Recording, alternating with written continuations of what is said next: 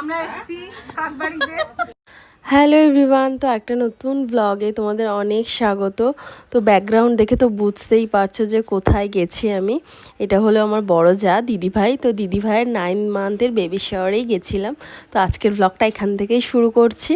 তো এই যে দেখো আমরা সবাই মিলে এই যে বেবি বয় বেবি গার্লের যে এইগুলো হয় না ছোট ছোট, কি বলে ওগুলোকে ভুলে গেছি। তো যাই হোক ওইগুলো নিয়ে আমরা খুব মজা করছিলাম। তো এখানে দেখো সবাই আমাদের ফ্যামিলির ঠাকুমা থেকে শুরু করে পিসিরা কাকিরা সবাই ছিল।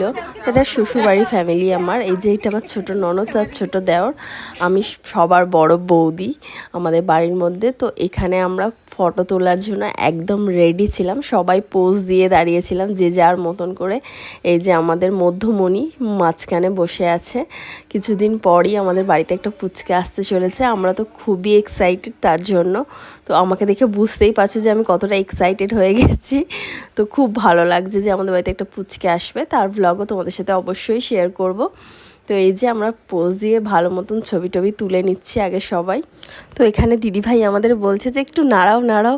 তো আমরা ভীষণ আনন্দ করেছিলাম দিদিভাইয়ের বেবি শাওয়ারে। দেখতেই পাচ্ছ এখানে দিদিভাইয়ের দিদি ছিল, আমার দিদি ছিল, এই যে আমার ছোটো ননদ ছোটো দেওর সব পুচকে পুচকে, আমি সবার বড় বৌদি বললাম আগেই। তো মায়েদেরও পাঠাচ্ছিলাম যে তোমরাও নাও একটু ছবি তোলো।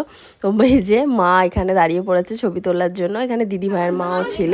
তো এই যে এখানে আমার আর আমার দিদির মধ্যে ঝগড়া হচ্ছে যে বেবি গার্ল হবে না বেবি বয়। তো আমি তো বেবি বয় নিয়েছিলাম। তো তোমরা তো দেখতেই পাবে যে কি হচ্ছে, আশা করি ব্লগ তোমাদের সাথে শেয়ার করবো অবশ্যই। তো এখানে আমি একার একটু ছবি তুলে নিচ্ছিলাম, কারণ আমি খুবই এক্সাইটেড একটা পুচকের জন্য।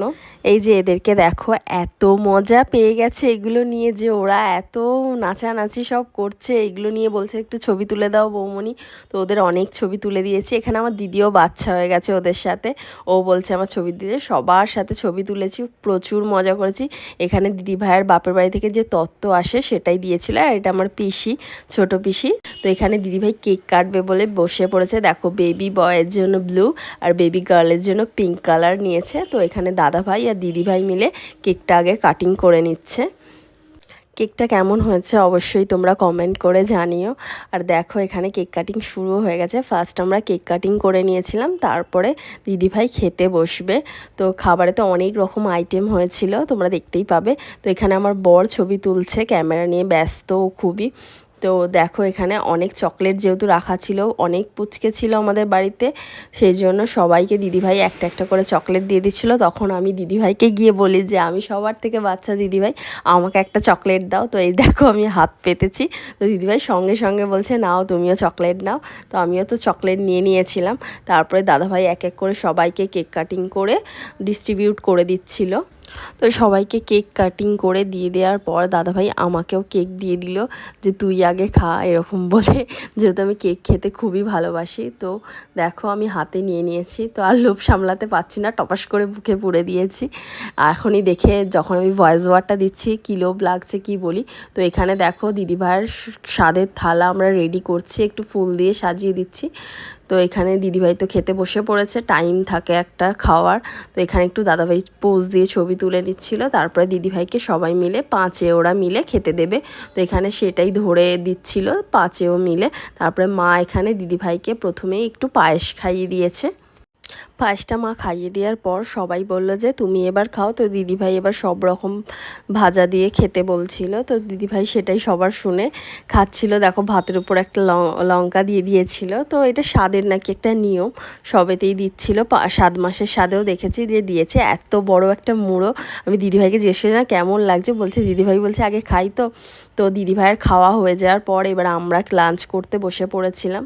তো লাঞ্চের মেনুগুলো আমার না এখন আর ঠিক মনে নেই, তো আমি ভালো করে ভিডিও করতে পারিনি, যেহেতু জানোই সবাই একসাথে বসলে মজা করে খাওয়া হয়। এই পুচকেটাও ছিল, এই পুচকেটাই দিদিভাইয়ের কোলে বসেছিল, দাদাভাইয়ের একটা বন্ধুর ছেলে পুচকেটা। তো পুচকেটা খুবই মিষ্টি।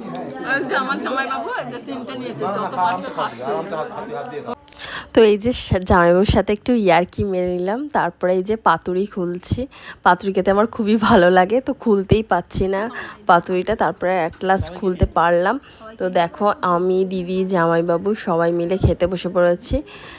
খাওয়া দাওয়াটা তো ভালোই ছিল, এখনও মনে পড়ে যাচ্ছে যখন তোমাদের সাথে শেয়ার করছি এটা। ওদিকে না ওদের না যা চিংড়ি খাবি ভালো করে খাচ্ছি দিতে পারতাম না প্রচুর মাছ খেয়েছে ওইটা নিতে বলো একটা নিতে বলো কাজ দেখবে দেখা দাও আমার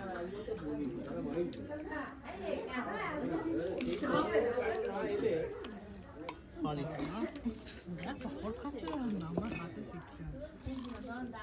ব্যাস ব্যাস আর তুলো না গো খাওয়া দাওয়ার পর পান নিয়ে বসে পড়েছি। তোমরা কিন্তু অবশ্যই কমেন্টে জানিও যে দিদি ভাইয়ের ছেলে হবে না মেয়ে হবে। তো সেটা জানার জন্য তোমাদের কি করতে হবে, আমার ব্লগ দেখতে হবে। ব্লগ দেখতে হলে সাবস্ক্রাইব করতে হবে যাতে সবার প্রথম আমার ব্লগটা তোমার কাছেই যায়। আমাদের খাওয়া হয়ে যাওয়ার পর মায়েরাও এখানে খেতে বসে পড়েছিল সবাই মিলে একসাথে। আমাদের খাওয়া দাওয়া হয়ে গেছে, এবার আমরা বসে আছি। যে লাস্টে পান নিয়েছি, তো পানটা খেয়ে আজকের ব্লগটা এখানেই শেষ করছি। টাটা, তো আবার নেক্সট ব্লগে দেখা হচ্ছে।